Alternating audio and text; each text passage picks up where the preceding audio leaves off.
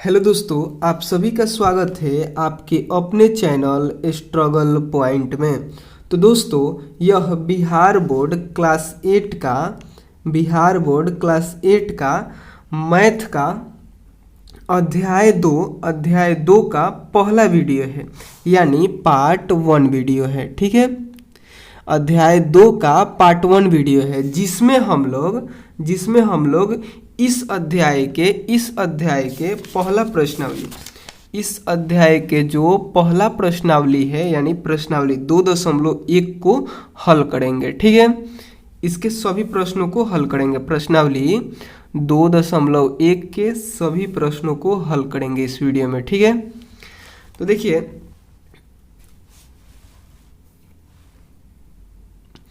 तो देखिए अध्याय का नाम है एक चर वाले रैखिक समीकरण। ठीक है, तो सबसे पहले हम लोग समझेंगे कि ये चर क्या होता है। ठीक है, उसके बाद हम लोग समझेंगे कि समीकरण क्या होता है, उसके बाद समझेंगे कि समीकरण को कैसे हल करते हैं। ठीक है, और उसके बाद हम लोग इस अध्याय के जो पहला प्रश्नावली है, दूसरा अध्याय का जो पहला प्रश्नावली है 2.1 इसको हल करेंगे। ठीक है, और इसके बाद वाले वीडियो में यानी पार्ट 2 वीडियो में, इस अध्याय के पार्ट 2 वीडियो में हम लोग प्रश्नावली 2.2 के प्रश्नों को हल करेंगे। ठीक है, तो चलिए समझते हैं कि ये चर क्या होता है। ठीक है, अगर आप लोग ये सब नहीं समझना चाहते हैं तो थोड़ा सा आप लोग वीडियो को स्किप कीजिएगा, तो हम आगे प्रश्नावली 2.1 के सभी प्रश्नों को हल कराए हैं। ठीक है, तो आप लोग वीडियो को स्किप करके उन सभी प्रश्नों को डायरेक्ट ही हल कर सकते हैं। ठीक है, लेकिन अगर आप लोग ये सब समझ जाइएगा कि चर क्या होता है, अचर क्या होता है, रैखिक समीकरण क्या होता है, समीकरण क्या होता है, समीकरण का हल कैसे करते हैं, तो आप लोग उन सभी प्रश्नों को खुद से भी हल कर सकते हैं। ठीक है, तो चलिए सबसे पहले हम लोग समझते हैं कि चर क्या होता है। ठीक है, तो चर को भी समझने से पहले हम लोग को ये पता होना चाहिए कि ये अचर क्या होता है। ठीक है, तो देखिए यहाँ पे हम लिखे हैं, यहाँ पे देखिए अचर जिसको इंग्लिश में कांस्टेंट बोलते हैं। ठीक है, सबसे पहले हम लोग चर को समझने से पहले भी हम लोग समझेंगे कि अचर क्या होता है। तो अचर को इंग्लिश में कांस्टेंट कहते हैं। ठीक है, जिसका मान न बदले उसे अचर कहते हैं, जिसका मान न बदले उसे अचर कहते हैं। ठीक है, जैसे सभी संख्याएं, उदाहरण में सभी संख्याएं ऑल नंबर्स, जैसे कि 1 2 3 4, ऐसे ही 10 20 100 1000, ये सब क्या है, ये सब अचर है। इसका मान कभी भी नहीं बदलेगा। जहाँ पे अगर कहीं पे 100 लिखा है तो हमेशा 100 ही रहेगा। अगर कहीं 100 लिखा है तो हमेशा 100 ही रहेगा, उसका मान नहीं बदलता है। ठीक है, देखिए अगर आप लोग को नहीं समझ में आ रहा है तो केवल आप लोग इतना समझिए कि जिसका मान न बदले उसे अचर कहते हैं। ठीक है, इतना आप लोग ध्यान रखिएगा कि जिसका मान न बदले उसे अचर कहते हैं। ठीक है, और उदाहरण में 1 2 3 4 5 जितने भी संख्याएं होती है ऑल नंबर्स। ठीक है, इतना आप लोग ध्यान रखिए। जब आप लोग समीकरण को हल कीजिएगा, मात्र 2 ही समीकरण को हल कीजिएगा, तो हम आपको बता देंगे वहाँ पे कि किसका मान बदलता है और किसका नहीं बदलता है, आप खुद समझ जाइएगा। ठीक है, देखिए और चर में क्या है, चर जिसको इंग्लिश में वेरिएबल बोलते हैं, जिसका मान बदलता रहे उसे चर कहते हैं। ठीक है, ये भी आप लोग को नहीं समझ में आ रहा है तो केवल इतना दिमाग में रखना है कि जिसका मान बदलता रहे उसे चर कहते हैं। और उदाहरण में सभी वर्णमाला ऑल अल्फ़ाबेट। ठीक है, जैसे A B C, ऐसे ही X Y Z तक। ठीक है, आप लोग क ख को भी ले सकते हैं। क ख के वर्णमाला जो होते हैं क ख ग ए, लेकिन इसका उतना यूज़ नहीं होता है, केवल इंग्लिश वाला ही यूज़ होता है। A B C और X Y Z, ऐसे बीच का भी यूज़ होता है। कहीं P Q आप लोग को आगे के कक्षाओं में जाएंगे तो मिलेगा आपको। ठीक है, P Q ये सभी यूज़ कहीं कहीं होता है, लेकिन ज़्यादातर यूज़ होता है X Y Z। ये सब क्या है, चर हैं, इसका मान बदलता रहता है। जैसे अगर आप लोग को नहीं समझ में आ रहा होगा तो बस आप लोग इतना ध्यान रखिएगा कि जिसका मान बदलता रहे उसे चर कहते हैं। उदाहरण के लिए ABCDEFGH XYZ, ऐसे ही आप लोग इसको याद रखिएगा। ठीक है, उसके बाद देखिए कि समीकरण क्या होता है। तो तो समीकरण, जब बीजीय व्यंजकों को किसी संख्या से तुलना करते हैं तो उससे समीकरण कहते हैं। जब बीजीय व्यंजकों को किसी संख्या से तुलना करते हैं तो उसे समीकरण कहते हैं। अब ये बीजीय व्यंजक क्या होता है भाई? तो चलिए सबसे पहले हम लोग समझते हैं कि बीजीय व्यंजक क्या होता है। तो देखिए यहाँ पे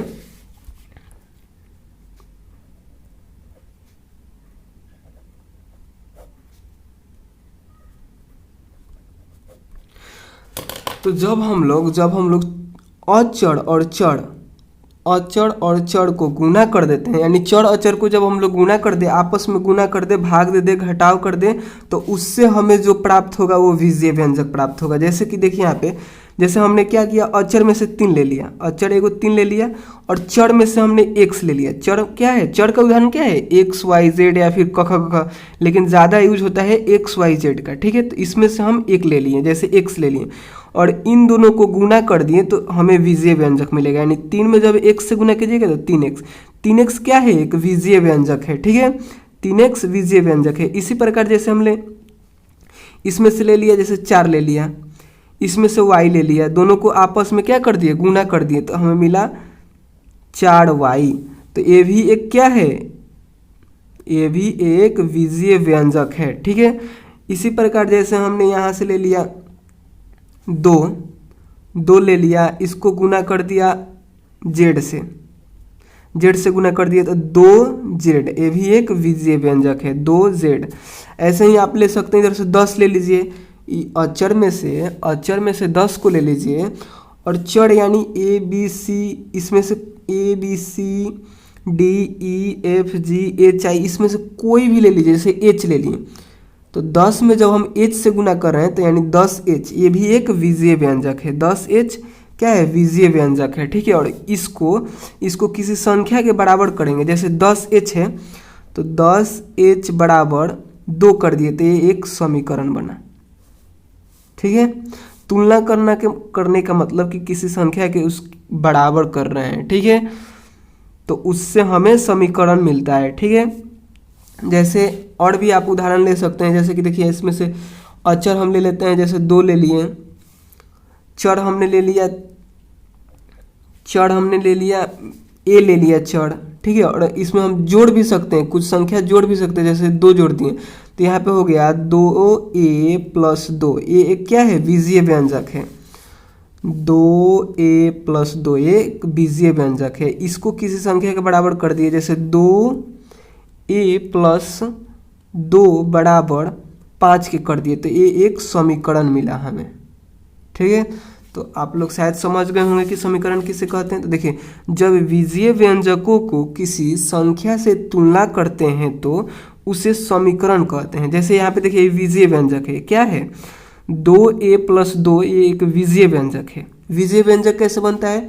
तो चर और अचर को हम लोग गुना करते हैं, आपस में घटाते हैं, जोड़ते हैं, भाग देते हैं, तो हमें बीजीय व्यंजक प्राप्त होता है। जैसे यहाँ पे क्या किए हैं कि 2 में a से गुना किए हैं और फिर 2 को जोड़ दिए हैं, तो ये हमें क्या मिला है? बीजीय व्यंजक।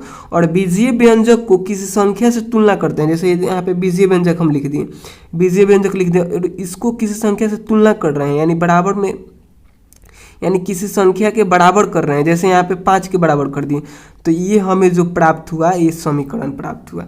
इसी का हम लोग को हल करना है प्रश्नावली 2.1 में। ऐसे ही दिया रहेगा, आपको हल करना है, यानी ए का इसमें से मान निकलना रहेगा, ठीक। जैसे और एक ठो बीजीय व्यंजक जैसे ले रहे हैं, जैसे 2, यहाँ पे पहले समझिए, जैसे इधर से हम ले लिए 2 गुना, इधर से हम ले लिए x, और फिर इधर से ले लिए जोड़ में 4, तो हमें इसको जब हम लोग सॉल्व करेंगे तो एक बीजीय व्यंजक जरूर हमको मिलेगा। जैसे 2 में x से गुना करेंगे तो 2x हो गया, 2x हो गया, और जोड़ 4 हो गया, यानी 2x प्लस 4, 2x प्लस 4, ये एक बीजीय व्यंजक है। और इसको हमको समीकरण बनाना है, तो क्या करेंगे? इसी को हम लोग किसी संख्या से तुलना कर देंगे, किसी संख्या के बराबर कर देंगे, जैसे 2 कर दिए, तो ये हमें समीकरण मिल गया, ठीक है। आप लोग को समीकरण नहीं बनाना है, समीकरण बनाया हुआ मिलेगा, आप लोग को केवल हल करना है, ठीक है। तो शायद आप लोग समीकरण को समझ गए होंगे। तो आपके बुक में एक ठो उदाहरण दिया गया है, इसको समझाने के बाद हम समीकरण को हल करने को बताएंगे। ठीक है, तो देखिए यहाँ पे एक ठो उदाहरण दिया है कि 2x माइनस 7 बराबर 11। ये भी क्या है, ये भी एक समीकरण ही है। ठीक है, जो आपके बुक के उदाहरण में दिया गया है। तो देखिए इसमें क्या हुआ है कि अगर बराबर के बाद 11 नहीं रहता तो यह कहलाता विजीय व्यंजक। बराबर के बाद 11 नहीं रहता तो यह विजीय व्यंजक कहलाता, लेकिन बराबर देकर 11 दे दिया गया है तो यह क्या है, यह एक समीकरण बन चुका है। ठीक है, तो देखिए इसमें क्या होता है कि इधर जो होता है बराबर के इस साइड होता है, उसको हम लोग कहते हैं दायां पक्ष। दाहिना हाथ की तरफ है, ये दाहिना हाथ की तरफ है, तो इसको हम लोग कहते हैं दायां पक्ष। ठीक है,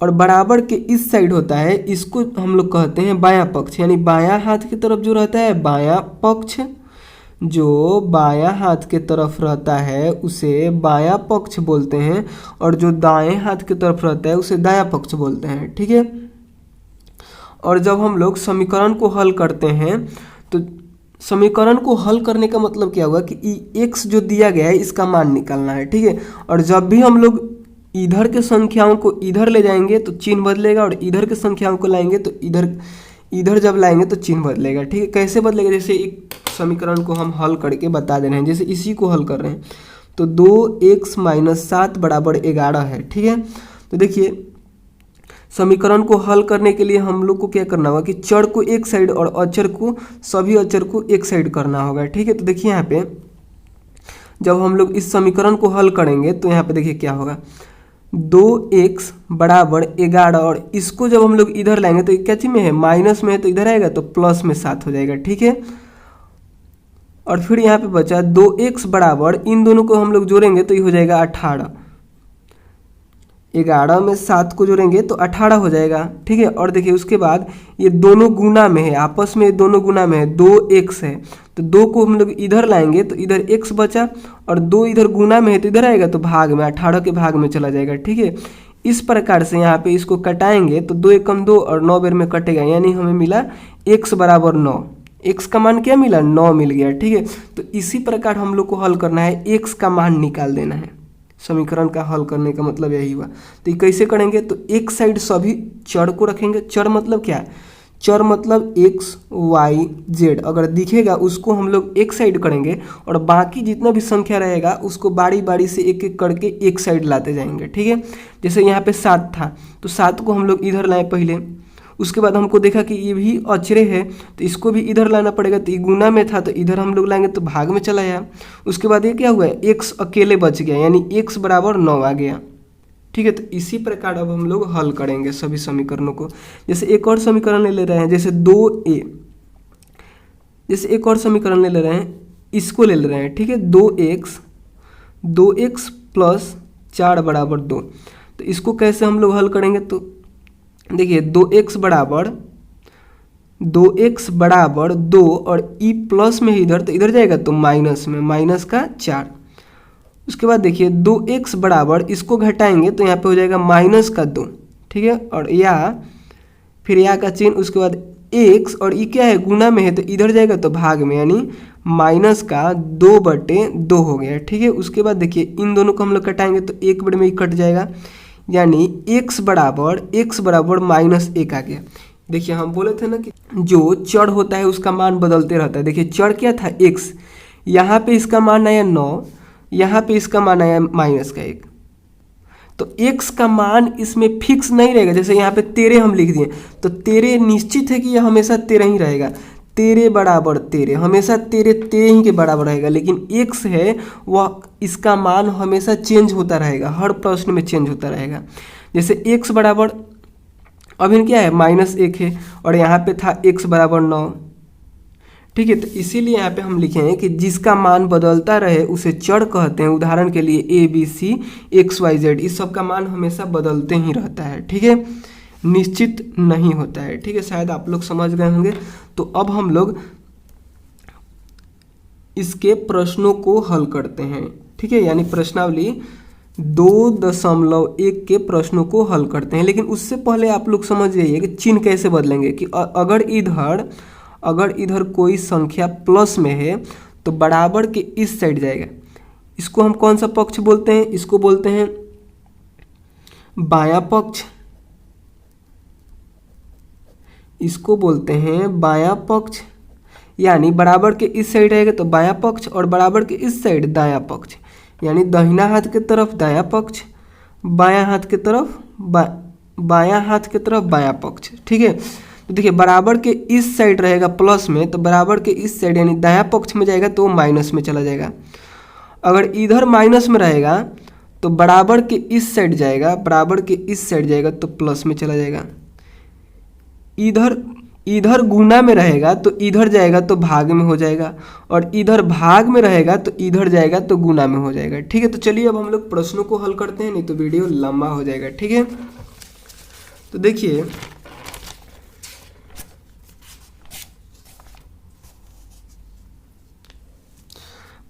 प्रश्नावली का पहला प्रश्न है, और एक बात हम नहीं बताएं, यहाँ पे देखिए इसमें ये जो समीकरण होता है, जैसे यहाँ पे समीकरण को हम बता दें कि 2x + 3 = 12, ये समीकरण हो गया। तो इसमें चर कितना है? जो x y z है, इसमें से आपको कितना दिख रहा है? तो केवल एक दिख रहा है, तो कहेंगे कि एक चर वाला समीकरण, एक चर वाला समीकरण। लेकिन अगर घात भी देखा जाए तो इसमें घात कितना है? इसका पावर कितना है? तो एक है इसका पावर, तो बोलेंगे एक चर वाले रैखिक समीकरण। ठीक है, देखिए एक चर है तो एक चर वाला समीकरण, इसका घात भी एक है तो एक चर वाला रैखिक समीकरण। नहीं समझ में आया? 2-3 एग्जाम्पल और ही लेंगे हम, तब आपको समझ में आएगा। ठीक है,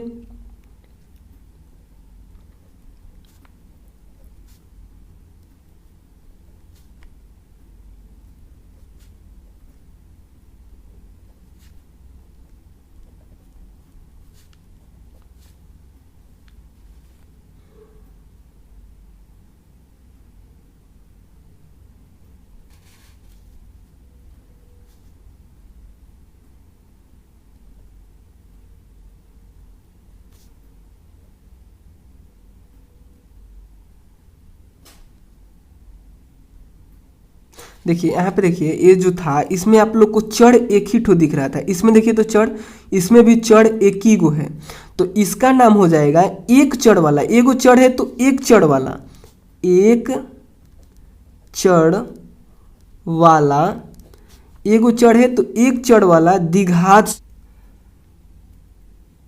वीडियो कट हो गया था, यहाँ पे देखिए कि एक चर वाला, इसका नाम होगा, यहाँ पे बता रहे थे कि इसका नाम होगा एक चर वाला।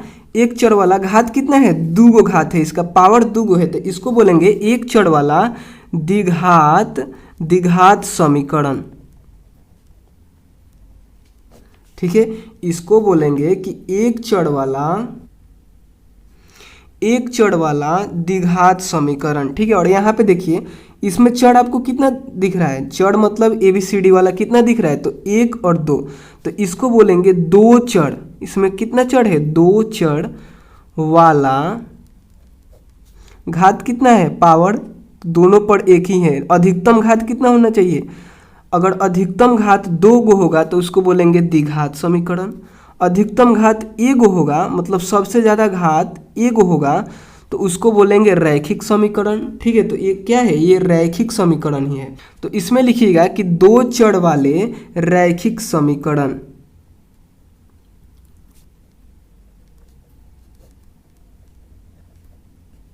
ठीक है, ये हो गया 2 चर वाला रैखिक समीकरण। यहाँ पे देखिए एक चर, 2 चर, यहाँ पे जेड भी है तो 3 चर हो गया, तो यानी इसको लिखिएगा 3 चर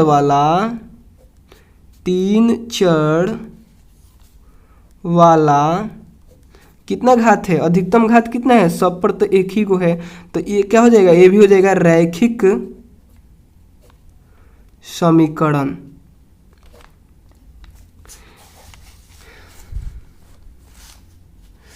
तीन चर वाला रैखिक समीकरण हो गया ये भी। ठीक है, यहाँ पे देखिए इसमें चर कितना है, 1 2 3, तो लिखिएगा 3 चर वाला कितना घात वाला समीकरण है। तो अधिकतम घात देखिए, इसका घात 1 ही है, इसका घात 2 है, इसका घात 3 है, तो अधिकतम घात 3 है, तो इसका नाम हो जाएगा त्रिघात समीकरण। त्रिघात समीकरण क्या है, 3 चर वाला, 3 गो चर है, x भी है, y भी है, z भी है, यानी 3 गो चर है, तो 3 चर वाला त्रिघात समीकरण। इसमें 3 गो चर है, 1 गो 2 गो 3 गो, लेकिन घात कितना है, 1 ही है, तो 3 चर वाला रैखिक समीकरण। इसमें देखिए घात, इसमें चर 2 गो है लेकिन घात 1 ही है, तो 2 चर वाला रैखिक समीकरण इसका नाम हो जाएगा। तो ऐसे समीकरण होते हैं जिनको आप लोग को नहीं पढ़ना है इस क्लास में, आपको आगे की क्लास में पढ़ना है। इस क्लास में आपको केवल और केवल इस समीकरण को पढ़ना है। जैसे x हो गया, 2x + 2 = 3 हो गया, यानी इस समीकरण का नाम क्या होगा, तो घात 1 है और चर 1 है, तो हो जाएगा एक चर वाला, घात कितना है, तो 1 है, तो इसको क्या बोलेंगे, रैखिक समीकरण। ठीक है, इसी प्रकार जैसे और उदाहरण ले सकते हैं आपकी 2y + 3 = 3, तो ये भी क्या होगा, इसी का उदाहरण होगा, यानी एक चर वाला रैखिक समीकरण। चर 1 है और घात भी 1 है, तो घात 1 रहेगा तो रैखिक, 2 गो घात रहेगा तो द्विघात समीकरण, 3 गो घात रहेगा तो त्रिघात समीकरण, 1 गो घात रहेगा तो रैखिक समीकरण, 3 गो चर रहेगा तो 3 चर वाला समीकरण हो जाएगा, 2 गो चर रहेगा तो 2 चर वाला समीकरण हो जाएगा। ठीक है, तो आप लोग शायद समझ रहे होंगे, जैसे कि यहाँ पे था 2 गो चर था तो क्या हो गया, 2 चर वाला समीकरण हो गया, और घात 1 था तो रैखिक समीकरण हो गया, पूरा नाम इसका 2 चर वाला रैखिक समीकरण। 3 गो इसमें चर है तो 3 चर वाला रैखिक समीकरण हो गया, और घात 1 है तो रैखिक हो गया। यहीं पे इसका घात यहाँ पे 3 हो जाता, तो 3 चर वाला त्रिघात समीकरण इसका नाम हो जाता। ठीक है, शायद आप लोग समझ गए होंगे। तो चलिए अब हम लोग इसके प्रश्नावली का प्रश्नों का हल करते हैं। ठीक है, यानी प्रश्नावली 2.1 के प्रश्नों को हल करते हैं। ठीक है,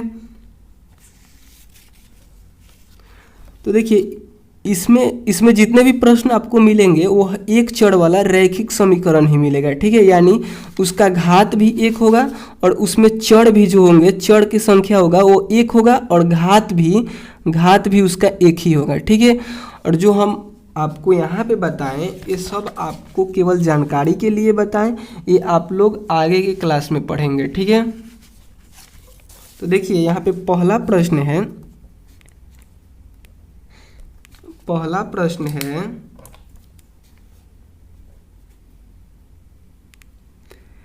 3 × x - 3 = 15।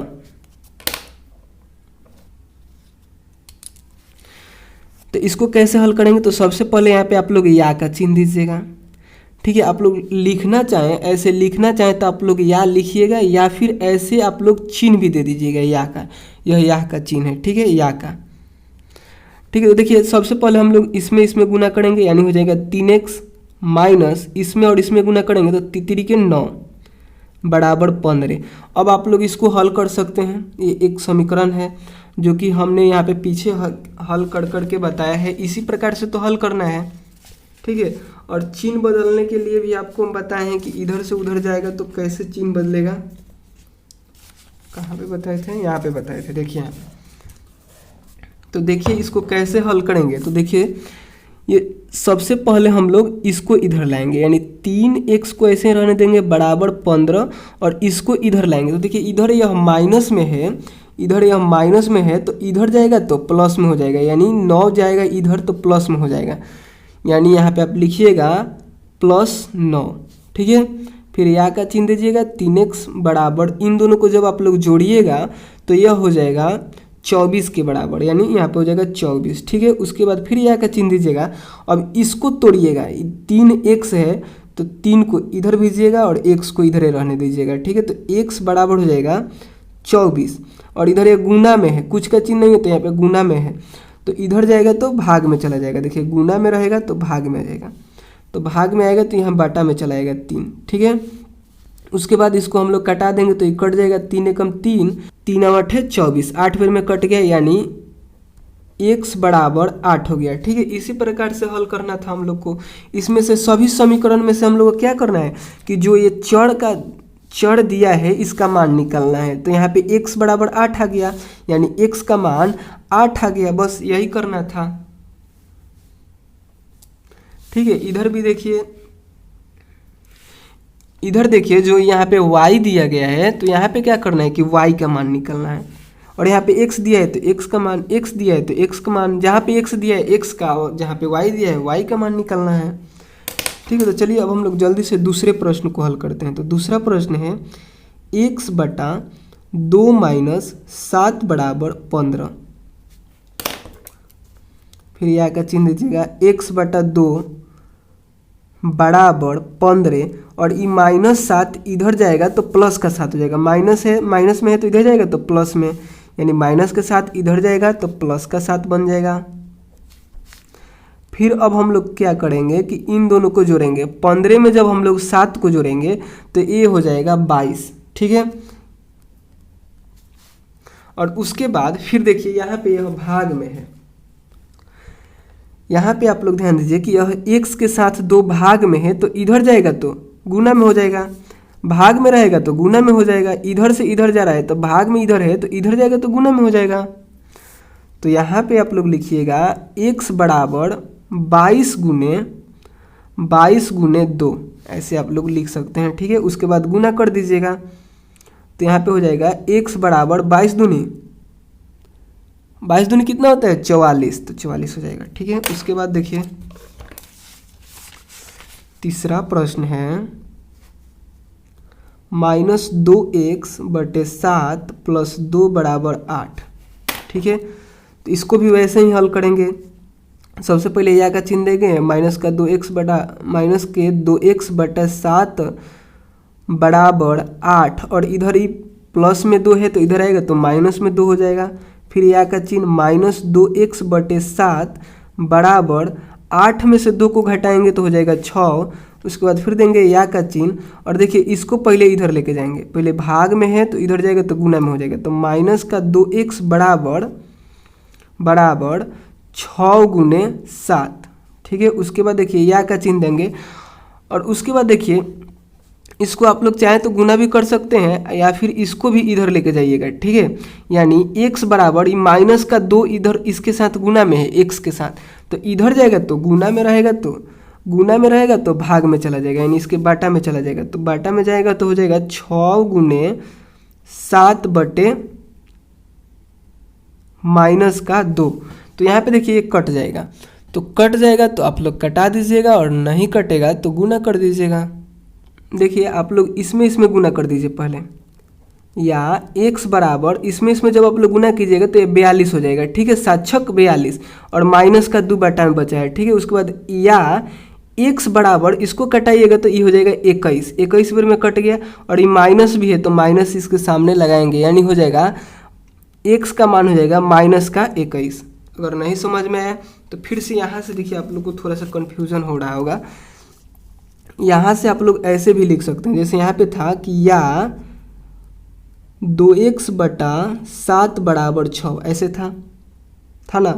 तो हमने क्या किया कि x इस 7 को इधर ले गए, इधर क्या है ये भाग में है तो इधर जाएगा तो गुना में, यानी माइनस का 2x बराबर 6 गुने 7 हो गया। ठीक है, फिर या का चिन्ह आप लोग दीजिएगा, और फिर लिखिएगा कि -2x बराबर इन दोनों को गुना कीजिएगा तो 42 हो गया।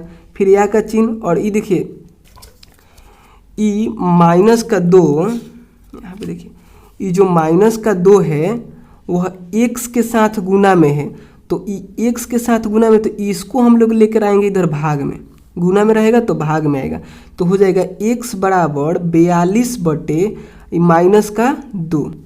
ठीक है, उसके बाद देखिए यह कट जाएगा, यह कटेगा तो 21 बार में कटेगा, यानी 2 से 21 बार में कटेगा, तो यानी x बराबर हो जाएगा 21, और इसके साथ माइनस भी था तो यहाँ पे माइनस लगा देंगे। इसी तरह यहाँ पे किए हैं तो थोड़ा सा यहाँ पे आप लोग को दिक्कत हो रहा होगा, क्योंकि यहाँ पे देखिए हम क्या कर दिए कि इसको अलग अलग ना करके एक ही साथ इसको लिख दिए हैं, ठीक है। तो यहाँ से आप लोग, यहाँ के बाद से आप लोग इसको लिखिएगा, ठीक है, इसको लिखिएगा। ये भी सही है, ये भी सही है, आप लोग दोनों में से किसी को लिख सकते हैं, ठीक है। यहाँ से इतना लिखने के बाद आप लोग यहाँ से चालू करके यहाँ तक लिख दीजिएगा, ठीक है। या फिर इसको भी लिख सकते हैं, ये भी सही है। तो चलिए अब हम लोग चौथे नंबर को देखते हैं। तो चौथा नंबर है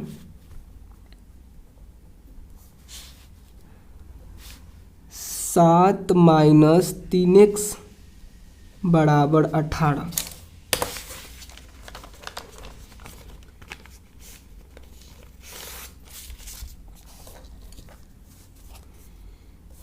फिर इसको भी वैसे ही करेंगे। तो देखिए यहाँ पे यह जो है इसके आगे कुछ का चिन्ह नहीं है तो प्लस का चिन्ह है, तो यहाँ पे होगा माइनस का 3x बराबर 18, और ये प्लस का चिन्ह है तो इधर जाएगा तो माइनस का चिन्ह हो जाएगा, यानी माइनस का 7 हो जाएगा, ठीक है। उसके बाद देखिए माइनस का 3x बराबर 18 में से जब 7 को घटाइएगा, 18 में से 7 को घटाइएगा तो 11 हो जाएगा। फिर या का चिन्ह और इसके साथ यह गुना में है तो इधर जाएगा तो भाग में, यानी x बराबर 11/3, और ये माइनस भी है इसके साथ तो माइनस नीचे लगाइए फिर ऊपर लगाइए, बात बराबर ही होता है तो आप लोग ऊपर ही लगाइए, ठीक है। इसको नीचे भी लगाइएगा तो भी पूरा माइनस में कहलाएगा, बीच में लगाइएगा तभी माइनस में कहलाएगा। देखिए यहाँ पे समझिए 11 माइनस का 3 ऐसे भी लिखिएगा, या फिर इसी को आप लोग ऐसे भी लिख सकते हैं, या फिर इसी को आप लोग ऊपर माइनस लगा के भी लिख सकते हैं, ठीक है। तीनों का मतलब एक ही होगा, तीनों माइनसे में है। माइनस का 11/3 ही पढ़ेंगे, इसको भी माइनस का 11/3 ही पढ़ेंगे, इसको भी माइनस का 11/3 ही पढ़ेंगे। तो आप लोग ऊपर लगा के लिख दीजिएगा माइनस, सही होगा, ठीक है। उसके आगे देखिए 5वां नंबर प्रश्न है 18 बराबर 40 माइनस 3x। इसको कैसे हल करेंगे, इसमें इधर x है, ठीक है, तो सभी संख्या को इधर से इधर लाएंगे, ठीक है। तो देखिए इसको कैसे हल करेंगे। तो यहाँ पे देखिए आप, ये 18 है तो 18 है, उसके बाद देखिए ये कच्ची में इसके आगे कुछ कच्ची नहीं है तो प्लस का चिन्ह है, तो इसको इधर लाएंगे तो ये हो जाएगा माइनस का 40 बराबर माइनस का 3x। यहाँ पे आप लोग को हम समझाएं कि अगर देखिए इधर से इधर लाइएगा, देखिए इधर प्लस में था, जोड़ में था ना इधर, तो हम लोग क्या किए इधर लाए तो घटाव में हो गया। तो अब इसमें से हम लोग इसको घटाएंगे, यानी 40 में से 18 को घटाएंगे तो हमें मिलेगा माइनस का 22 बराबर माइनस का 3x। फिर या का चिन्ह दीजिएगा, और देखिए माइनस का 22 के साथ ई वाला गुना में है 3, -3 गुना में है तो इधर आ जाएगा, यानी हो जाएगा माइनस का 3 बराबर x, ठीक है। और यहाँ पे देखिए माइनस से माइनस कट जाएगा, माइनस से माइनस खत्म हो जाएगा, तो बचेगा क्या 22/3 बराबर x। आप लोग इस तरह भी लिख सकते हैं, या फिर इसको सीधा कर दीजिए कि x बराबर 22/3 कर दीजिए, दोनों आंसर हो जाएगा, ये भी होगा ये भी होगा। 22/3 बराबर x, या फिर x बराबर 22/3, दोनों इसका हल होगा, ठीक है, दोनों सही होगा। यह सीधा हो गया, यह उल्टा लग रहा था थोड़ा दिखने में, दोनों इसका सही आंसर होगा, जिसको मन करे उसको भी लिख सकते हैं, ठीक है, या फिर दोनों आप लिख सकते हैं। उसके आगे देखिए 6ठा नंबर को,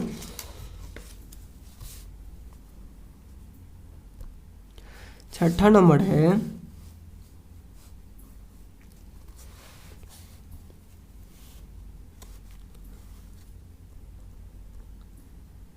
25/6 -9 y बराबर 11। देखिए यहाँ पे चर बदल दिया, पहले क्या था सभी में x था, यहाँ पे चर y कर दिया, ठीक है। तो हम लोग यहाँ पे y का मान निकालेंगे बस, और फिर देखिए इसमें हम लोग इसको इधर उठा कर लाएंगे, यानी हो जाएगा या माइनस का 9y बराबर 11, और ये पूरा प्लस में है तो पूरा को उठाकर इधर लाएंगे तो हो जाएगा माइनस में 25/6, और इस दोनों का एलसीएम निकाल के हम लोग इसको हल कर लेंगे, ठीक है।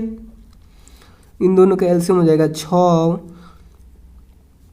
यहाँ पे हो जाएगा 66, 25। आप लोग इसको हल कर लीजिएगा, हम जल्दी में इसको कर दे रहे हैं, ठीक है।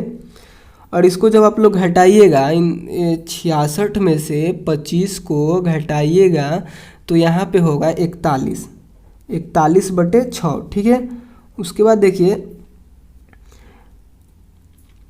ये y के साथ ही -9 गुना में है तो इधर जाएगा तो भाग में चला जाएगा, यानी यहाँ पे हो जाएगा y बराबर 41/6 गुने -9, या y बराबर इन दोनों को गुना करेंगे तो कितना हो जाएगा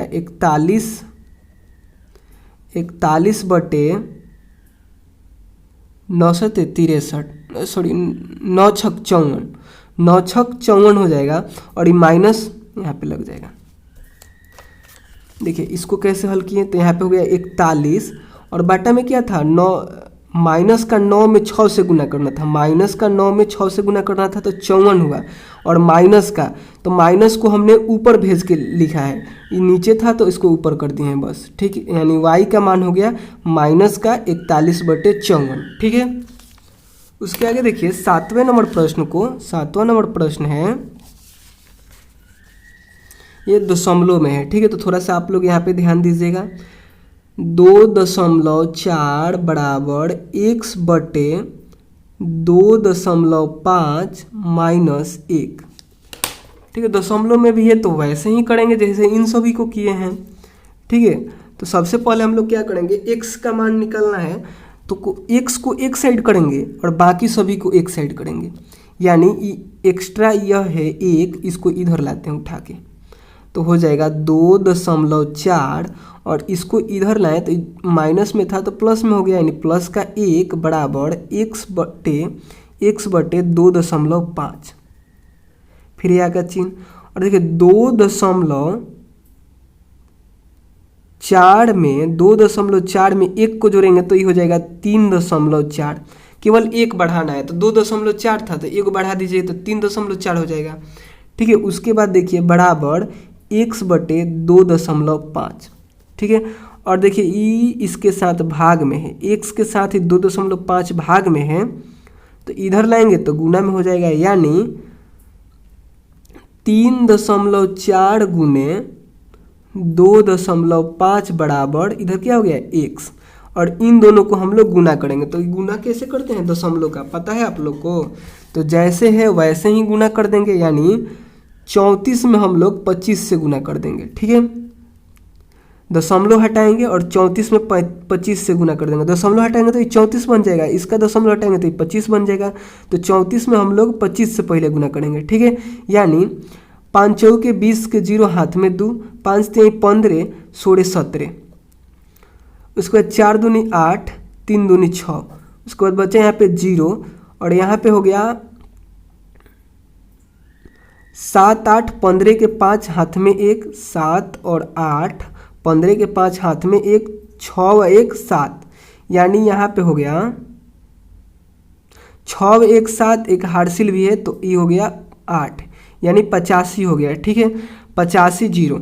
उसके बाद देखिए दशमलव कितने अंक बाद था, तो इधर से 1 अंक बाद और इधर से 1 अंक बाद, यानी इसमें 1 अंक बाद और इसमें 1 अंक बाद, तो दोनों के जोड़ के यहाँ पे दशमलव लगाएंगे, यानी 1 2, तो ये हो गया 8.5। 8.5 दशमलव के बाद 0 का कोई वैल्यू नहीं रहता है तो 0 हटाएंगे, यानी हो जाएगा 8.5 ही, ठीक है। तो लिखिएगा इन दोनों को गुना करने के बाद आएगा 8.5, ठीक है। शायद आप लोग समझ रहे होंगे कि दशमलव का गुना कैसे किया जाता है। तो सबसे पहले दशमलव को दोनों में से हटा देते हैं, उसके बाद गुना करने के बाद जो भी आता है, जैसे यहाँ पे आया था 850, इतना आया था गुना करने के बाद, तो हम लोग क्या करेंगे कि इसको गिनेंगे कि इसमें कितने अंक बाद दशमलव है, तो 1 अंक बाद, इसमें भी 1 अंक बाद, यानी 1 अंक इधर, 1 अंक बाद इसमें और 1 अंक बाद इसमें, दोनों को जोड़ेंगे तो 2 अंक हो गया, तो इसमें भी 2 अंक बाद दशमलव देंगे, 1 2 यहाँ पे दे दिए, तो ये हो गया 8.5। दशमलव के बाद 0 का कोई वैल्यू नहीं रहता है, आपको मन करे तो और ही 0 लगा दीजिए, मन करे तो सभी को हटा दीजिए, तो हमने सभी को हटा के इतना लिखा है, ठीक है। यानी हो जाएगा 8.5 बराबर x, और इसी को अगर आप लोग चाहें तो ऐसे भी लिख सकते हैं x बराबर 8.5। ये भी सही होगा, ये भी सही होगा। जैसे इसमें किए आप लोग उल्टा, इसमें उल्टा था तो सीधा कर दिए, इसमें भी उल्टा है तो इसमें भी सीधा कर दीजिए बस। ठीक है, तो चलिए अब हम लोग 8वें नंबर प्रश्न को देखते हैं। 8वां नंबर प्रश्न है यहाँ पे 3x + 10 बराबर 1, या का चिन्ह दीजिएगा। इसमें भी हम लोग क्या करेंगे कि 10 को इधर उठा कर लाएंगे, यानी 3x बराबर 1, और इधर ही प्लस में है तो इधर जाएगा तो माइनस में 10। फिर या का चिन्ह 3x बराबर, इसको घटाएंगे तो हो जाएगा -9। फिर या का चिन्ह x बराबर, गुना में है तो इधर आएगा तो भाग में, यानी -9/3। फिर या का चिन्ह x बराबर, इसको कटाएंगे तो 3 एकम 3 और 3 के 9, यानी -3 हो गया। ठीक है, यानी x बराबर -3 आ गया। ठीक है, उसके आगे देखिए 9वां नंबर प्रश्न है। 9वां नंबर प्रश्न है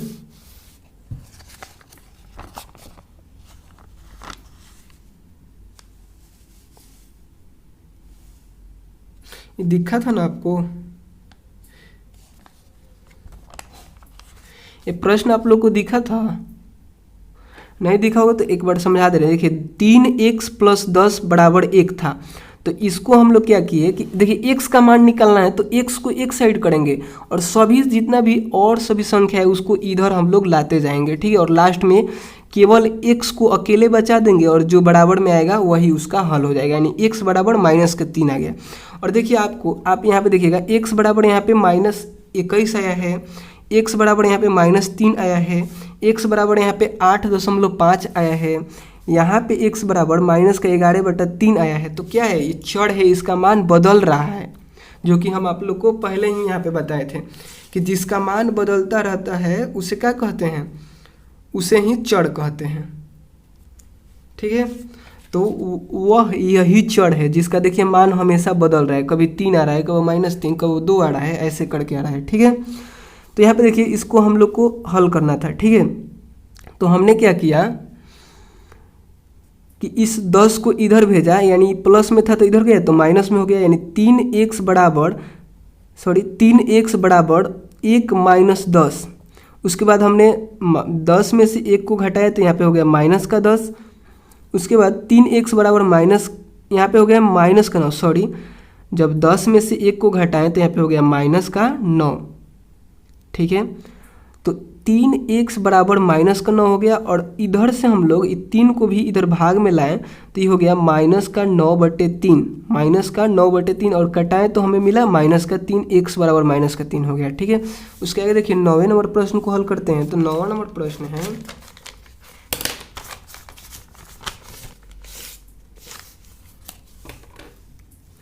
9वां नंबर प्रश्न है 2 × x + 11/4 बराबर 13। तो देखिए इसको कैसे हल कीजिएगा आप लोग, तो इसमें इससे गुना, फिर इसमें इससे आप लोग गुना कीजिएगा। ठीक है, यानी या का चिन्ह दीजिएगा लोग, इसमें इससे गुना कीजिएगा तो ये हो जाएगा 2x प्लस इसमें और इसमें गुना कीजिएगा तो ये हो जाएगा 11/2 बराबर 13। ये कैसे हो गया 11/2, यहाँ पे समझिए। यहाँ पे था कि 2 × x + 11/4, इसको गुना करना था, तो 2 में x से गुना किए तो 2x हो गया, प्लस 2 में इससे गुना किए यानी 2 × 11/4। तो ये क्या हो गया, ऐसे कट भी सकता है, इसके बाटा में कुछ नहीं तो 1 है ना। तो क्या होता है, पहले गुना में क्या होता है, बाटा के गुना में तिरछा तिरछी कटाते हैं, तो कट जाए तो कट जाए, नहीं तो गुना करते हैं। तो देखिए 2 एकम 2, 2 दूनी के 4, कट गया। उसके बाद हम लोग गुना करेंगे तो 11 में 1 से गुना करेंगे तो हो गया 11, फिर 2 में 1 से गुना करेंगे तो हो गया 2, और इसके आगे प्लस का चिन्ह था और 2x था तो 2x लिख दिए। यानी यहाँ पे हम डायरेक्ट लिखे हैं 2x + 11/2। यहाँ पे देखिए 2x + 11/2 आया, तो यहाँ पे लिखे हैं हम लोग 2x + 11/2। ठीक है, उसके आगे इसको अब हम लोग हल करेंगे, फिर या का चिन्ह दीजिएगा, फिर लिखिएगा 2x बराबर 13, और इधर प्लस में है तो ये जाएगा तो माइनस में हो जाएगा, -11/2। फिर या का चिन्ह, फिर 2x बराबर, इन दोनों का अब हम लोग एलसीएम निकालेंगे तो यहाँ पे हो जाएगा यहाँ पे हो जाएगा 2, ठीक है। और 13 दूनी 26 और 11 एकम 11 ही हो जाएगा, यानी माइनस का 11। इसको आप लोग भिन्न का घटाव बनाते हैं ना, वैसे आप लोग इसको बना लीजिएगा। 13 बटा में कुछ नहीं है तो 1 है, माइनस 11/2, ऐसे भिन्न के जोड़ जैसे बनाते हैं वैसे बना लीजिएगा। वैसे ही हम इसको बनाकर इतना किए हैं, ठीक है, यानी 26 - 11 आया है, ठीक है। उसके आगे आप लोग इसके नीचे लिखिएगा, हम इधर लिख रहे हैं। क्या करना है कि 26 में से 11 को घटाना है, तो 26 में से 11 को घटाइएगा तो यहाँ पे हो जाएगा 15, और बटा में 2 है तो 2 ही रहेगा, ठीक है। फिर या का चिन्ह और x जो इसके साथ गुना में है तो इधर आएगा तो फिर भाग में चला आएगा, ठीक है। यानी हो जाएगा x बराबर 15/2 और ये भी 2 इसके भागवा में चला आएगा, ठीक है। यानी x बराबर 15 इन दोनों को गुना करेंगे तो 4 हो जाएगा, ठीक है। यानी x बराबर कितना आया तो 15/4, ठीक है। तो 9वें नंबर का आंसर क्या होगा, यही होगा 15/4, ठीक है। उसके आगे देखिए 10वां नंबर को, एक ठो पेज ले लें। देखिए 10वां नंबर प्रश्न है,